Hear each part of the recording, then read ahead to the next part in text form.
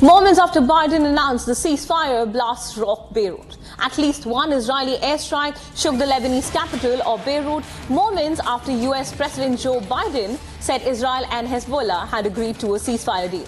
At least 24 people have been killed in the strikes across Lebanon, according to local authorities. As Israel signaled, it aims to keep pummeling Hezbollah before the ceasefire is set to take hold at 4 a.m. local time on Wednesday. Hezbollah also fired rockets into Israel on Tuesday, triggering air raid sirens across the country's north.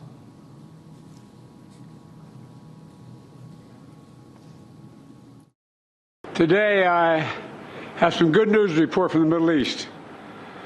I just spoke with the Prime Minister of Israel and Lebanon. I'm pleased to announce that their governments have accepted the United States proposal to end the devastating conflict between Israel and Hezbollah. I want to thank President Macron of France for his partnership in reaching this moment. For nearly 14 months, a deadly conflict raged across the border that separates Israel and Lebanon.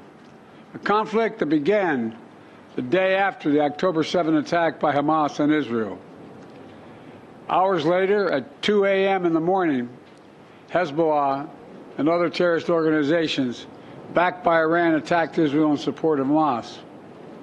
Let's be clear, Israel did not launch this war. The Lebanese people did not seek that war either, nor did the United States.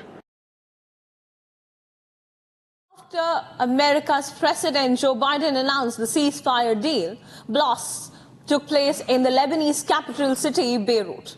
In fact, at least one Israeli airstrike hit the Beirut city moments after the ceasefire deal was announced by Joe Biden. In fact, he had also emphasized that Israel and Hezbollah both had agreed to the ceasefire deal. Now, following the airstrike, at least 24 people have been killed in strikes across Lebanon, according to local authorities. Viewers, I'd like to bring in my colleague Samiksha, who's joining us live from the newsroom.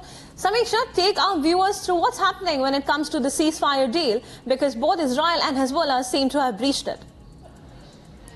Well, a very good morning, Priyanka. Quickly reading through that deal, the peace deal that's been struck between the Israeli forces and the Hezbollah group, which is the terror proxy of the Iranian forces. According to this deal, there's going to be a ceasefire in the Lebanon region, given that the war has been raging for over 14 months now in the southern region of Lebanon between the Israeli forces, the IDF that is, and the Hezbollah group.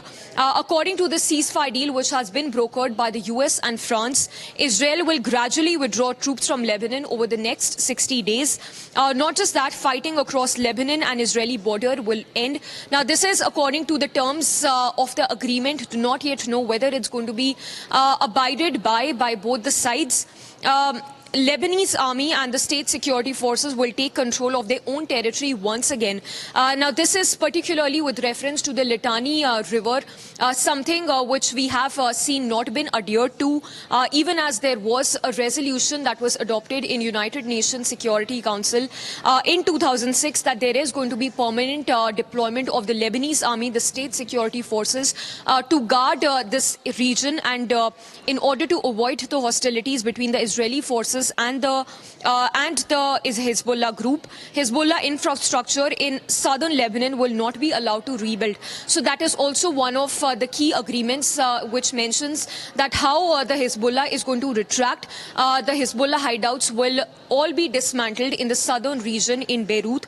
Implementation, like I told you, of the 1701, the adoption of this pact, the 1701 that was inked in 2006 in the United Nations Security Council. So do not yet know whether both the sides will adhere to this agreement or not. But yes, a significant outcome of the peace deal that's been brokered by the US and France.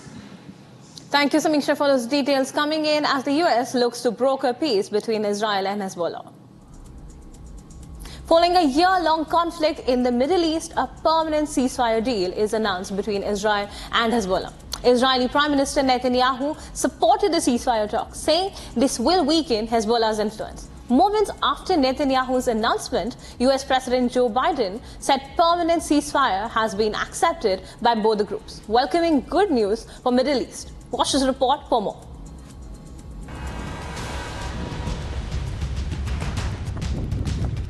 After 14 months of devastating war, killing thousands of innocent civilians, seems like a permanent ceasefire deal between Israel and Hezbollah is on the cards. Israeli Prime Minister Netanyahu advised his cabinet to approve a US-brokered ceasefire deal, signaling the potential end to a 14-month-long conflict related to the ongoing Gaza crisis. In a televised statement, Netanyahu announced to present a ceasefire deal to his cabinet. הערב אביא לאישור הקבינט מתווה להפסקת אש בלבנון. משך הפסקת האש תלוי במה שיתרחש בלבנון. בהבנה מלאה עם ארצות הברית, אנחנו שומרים על חופש פעולה צבאי מלא. אם חיזבאללה יפר את ההסכם וינסה להתחמש, אנחנו נתקוף. Further, he argued that ceasefire will weaken Hezbollah's influence, isolate Hamas in Gaza, and shift Israel's focus to Iran.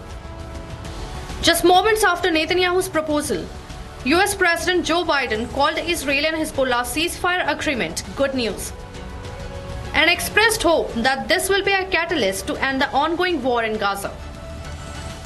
Today, I have some good news to report from the Middle East. I just spoke with the Prime Minister of Israel and Lebanon. I'm pleased to announce that their governments have accepted the United States proposal to end the devastating conflict between Israel and Hezbollah. I want to thank President Macron of France for his partnership in reaching this moment. For nearly 14 months, a deadly conflict raged across the border that separates Israel and Lebanon. Further, Biden added that the deal between Israel and Hezbollah is designed to be a permanent cessation of hostilities. The proposed agreement outlines 2-month-long halt in hostilities, requiring Hezbollah to withdraw forces north of Lebanon's Litani River while Israel returns its troops to the border. Thousands of Lebanese soldiers and UN peacemakers will oversee this enforcement, which will be monitored by a US-led international panel. While Netanyahu announced ceasefire, Israel continued to strike across Lebanon's capital, Beirut, which killed at least 23 people. Hezbollah too retaliated. However, these ceasefire talks do not address the devastating war in Gaza, where Hamas is still holding dozens of hostages, and the conflict is more intractable and shows no signs of ending. Amidst the ongoing deals, the big question is whether this permanent ceasefire talk